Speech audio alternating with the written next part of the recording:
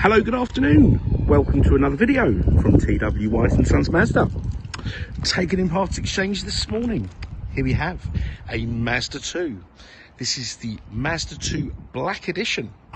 So this car is a limited edition with a few extra goodies on it, which I shall point out as we go around the car. Now, I always like to give a little bit of background on the vehicles, where they've come from, etc. Now, we have a very long-standing customer who's had a few cars of us.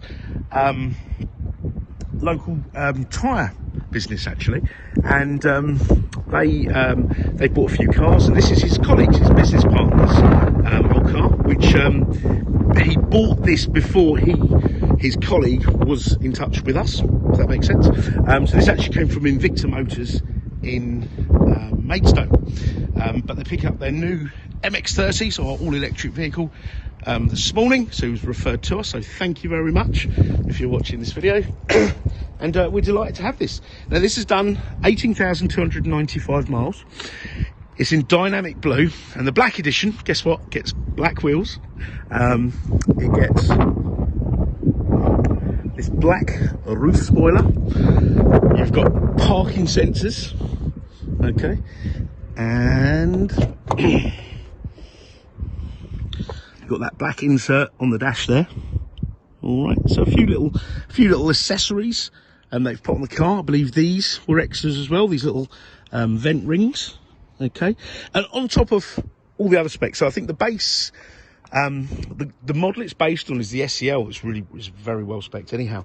So you've got electric windows, mirrors, auto folding wing mirrors, okay, parking sensors, I've already mentioned them, haven't I? You've also got automatic lights, automatic wipers, climate control, but we'll go into more detail when we get in the car. Now, before we get inside, I just want to excuse me, show you the boot. So there you go, a sign of good ownership, boot liner. So the car has a boot liner, and there you go, the boot is in lovely condition underneath, okay.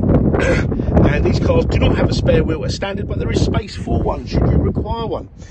Now, ironically, the former owner, they actually own a tyre business locally, and they do not have a spare tyre in their car, so I don't know. Now, you've got a 60-40 split rear seat. You've got this parcel shelf that pops out to give you more space. But this, in my eyes, is a family-friendly car, which means to me that you can fit a child seat in it. You've got ISOFIX anchorages.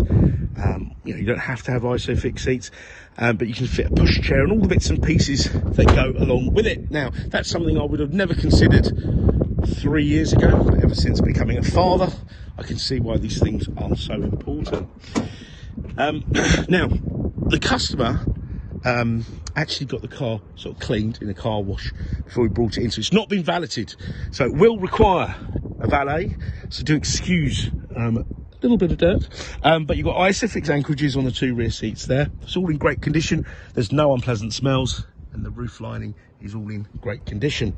You've got the original floor mats as well with the car, so to protect those carpets. But yeah, there's nothing, no nasties in this car. It's all in really good condition, and so are the wheels. I cannot believe the condition of the wheels. They are superb. So they're the sport wheels, but in black. Okay, you've got front fog lights as well on these. So let's make our way into the vehicle. Now, you've got height adjustable seats on both sides, which is very considerate for the passenger, because if you've got your seat all the way ramped all the way up and they haven't, it's a bit peculiar. Right, so let's start the vehicle. Now, this is a January car as well, even though it's a 68 plate. This is a January vehicle, registered 22nd of January 2019. Okay, so this was 3 years old in January this year. There you go. Now, full service history. So supplied at Maidstone. It had done 2 miles when it had its PDI, pre-delivery inspection. Then exactly a year later, it had its first year service at 64 miles. And then almost exactly a year later, 9101 miles. And a year later, not quite as precisely a year later, at 16,520 miles. So this car has recently been serviced at 16,520. The mileage on the car is 18,295. But we still will put the car through the workshop just to make sure everything is tickety-boo. You know, it hasn't caught a nail or something in the condition of the tyres, brakes, etc. Now, these are really well spec'd, as mentioned earlier. You've got cruise control. You've got all your climate control down here. You've got your information, so MPG, look at that, 44 MPG, which is great. That's really good. At an average speed of 18 miles per hour. So you do longer journeys, you're going to get into the 50s. And this is for a 4-cylinder. Now, the reason I sort of emphasise that 4-cylinder is a lot of small cars have got little engines with 3 cylinders, which makes me feel there's something missing there, and they run a bit lumpy, which, I don't know, is a bit disconcerting for me. I always think there's a running problem. So this is a 4-cylinder engine. It's 1.5, yet it will produce fuel consumption like these much smaller engines, but still maintain a good drive. Yeah, and reliability is not an issue. Often when you're getting too much out of a small engine, you can sort of overstress them, let's say. Okay, so climate control we've mentioned, and it's ice cold. CD player, you've got 2 USBs there for charging and reading data. You've got an SD card there that reads the data for your sat nav. 12-volt socket there, or previously known as a cigarette lighter socket. You've got the multimedia commander here, which I call the human interface, and you can navigate this system here, which is like your settings, your music, your phone, etc. Sat nav. So fuel economy monitoring, we kind of touched on that. It'll also give you an illustration of the iStop. So iStop is the intelligent engine start-stop system, which will switch your engine off when the car is stationary, providing the car's engine, battery, everything sort of fully charged. It's running at its sort of optimum performance. And then you come, when you're in traffic, for example, take the car out of gear, foot on the brake, engine will switch off to save you money, but it's also less harmful to the environment because you're not burning those hydrocarbons. So that's what you have there. Oh, for you for techie people necessarily, for people who love the smartphone, you can actually have Apple Carplay and Android Auto fitted to this car. We seem to be fitting a lot of them recently. Something that you get standard on our brand new models, but on this you can upgrade it, so you don't need to change all this, and then you'll have CarPlay and Android Auto, Apple CarPlay, Android Auto. They come as a pair, so whatever you, if you switch phones, etc., you still got it. Entertainment, so you got DAB radio, FM, AM, AHA, Stitcher, their internet apps. For those of you who don't know about DAB, I'd imagine most people do these days. You get a huge selection. Dare I say it, there's something for everybody on there. Okay. Communication, so once the phone is paired up, you can access your call list, dial call, missed calls. And if you've got an Android phone, it will notify you and read your text messages to you. Sat nav, wonderful system. Put your postcode in and off you go. You can also search by, country, town, street. Okay, but postcode's the easiest. But if you are abroad, and this does cover you in Europe, and I have used this system, I say this in all my videos, so to the Tatra Mountains, so right at south of Poland, and it's worked a treat.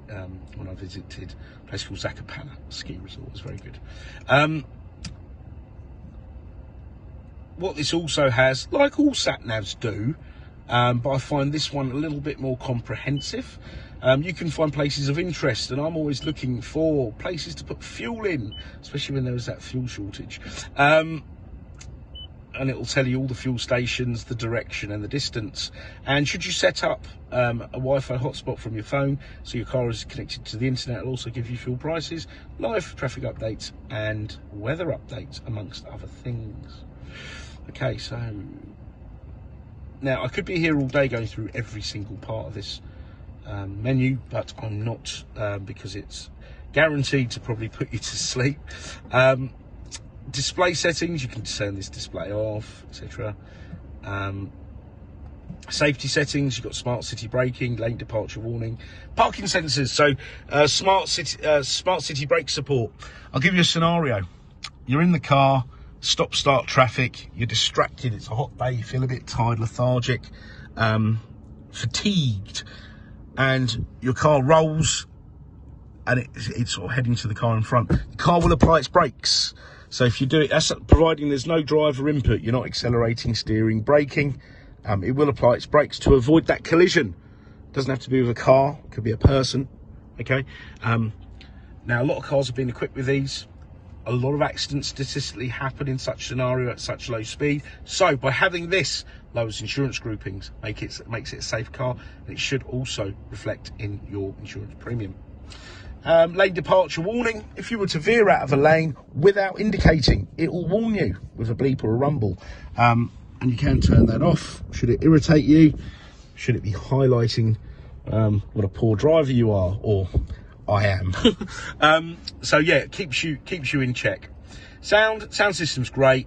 I think gone are the days of upgrading your sound system. I think they're all superb. Your clock is GPS synced, so you never have to worry about summertime, etc. And you've got some nice settings here. You've got rain sensing wipers, auto wipers lights, door lock settings, so your doors will lock after 30 seconds if you don't get into the car. Lighting settings, so you've got coming home lights, leaving home lights, give you safe passage home or to the car. So some nice settings there. So a really well equipped car, very safe, frugal. It's got great communication. I think it's very, very important. Comfortable, and you could drive this anywhere. I've been known to do a few random road trips across Europe, etc. I'd quite happily do it in this car, and it performs superb on the motorway. You can keep up with, you know, you don't feel like you're in a little car being intimidated by big trucks, lorries, etc. And it's just a very sprightly little car, and excellent on fuel. Now, we are a Mazda dealer, I'm sure you're aware, but we welcome any part exchange, regardless if it's a Mazda or a Suzuki, of course, because we also sell them. So I know there's a lot of advertising out there, a lot of marketing. You know, put your reg number in, get a price, get a better deal, etc. You'll get the best deal with a part exchange. We want your part exchange. So please do punch your reg number in and get a price, get an idea of what your car's worth, and then get in touch. And get in touch at any time of day. Outside normal work, business hours, yeah, you can send us an email or even leave us a voicemail, and we will try to come back to you, okay, as soon as possible. So we covered Part X. This car will come with a year's Mazda ZZ Plus used car warranty, which is the follow-on from the manufacturer's warranty. Super comprehensive, comes with roadside assistance, and not one of these silly ones that don't pick you up from home, etc, etc. It covers you in Europe. All the passengers are covered. It's the full cover, okay? The car will be valeted. Doesn't need servicing, but it will go through the workshop, okay? And any little cosmetic things, and to be honest, I don't think this car needs more than just a valet. It's very, very nice indeed. Should you require any further photographs or videos of this vehicle, any information, please do not hesitate to ask. It's no bother. We are here to help. Okay, so I think I've covered everything. If not, if there's something you'd want, just get in touch. But thanks for watching the video. We hope you've enjoyed it, and we look forward to hearing from you. Thank you. Bye-bye.